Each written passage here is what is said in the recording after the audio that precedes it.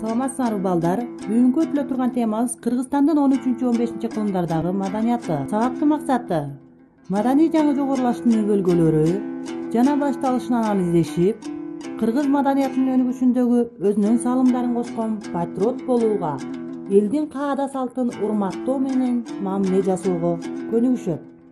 Маданият латын сөзүнөн алынганда тарбият, тарбиялануу дегенди түшүндүрөт. Моңгол чапкынынын учурунда Борбордук Азия элдери оорду толгус жоготууларга дуушар болгон. Жергиликтүү калктын жашоосу биротоло токтоп калган эмес. Убакыттын өтүшү менен кайгы муң унутулуп, калайык кыйраган чарба маданияты кайрадан жандандырылган.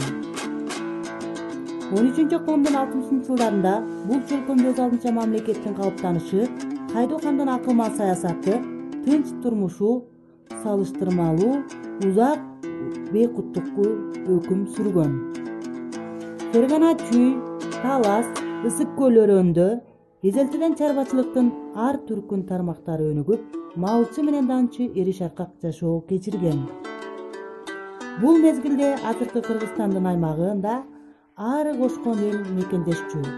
Айрыкча Ала тоого моңгол уруулары агылып келген. Акырындык менен өз ичине урулуштурулган.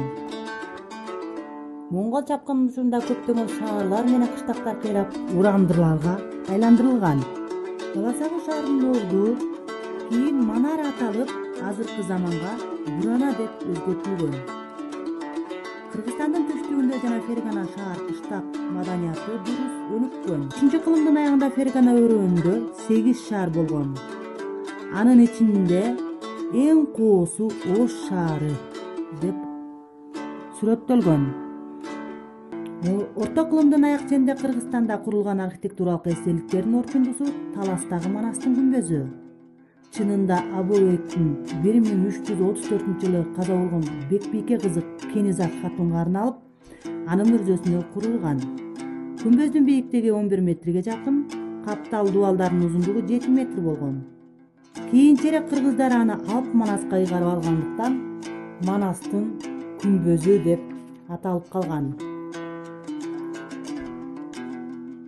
14-кылымдын экинчи жарымында Монголстанда алгачкы ханы Тугулук Темир ислам динин кабыл алган.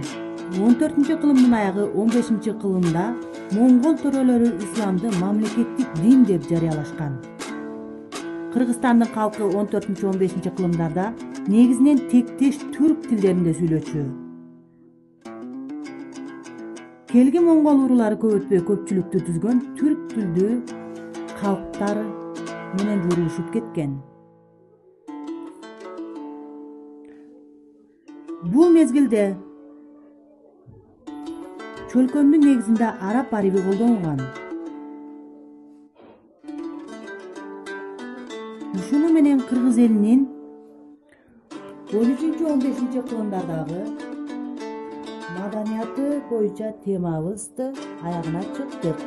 Үйгө тапшырма 21 параграфты окуп, кроссворд түзүп келебиз.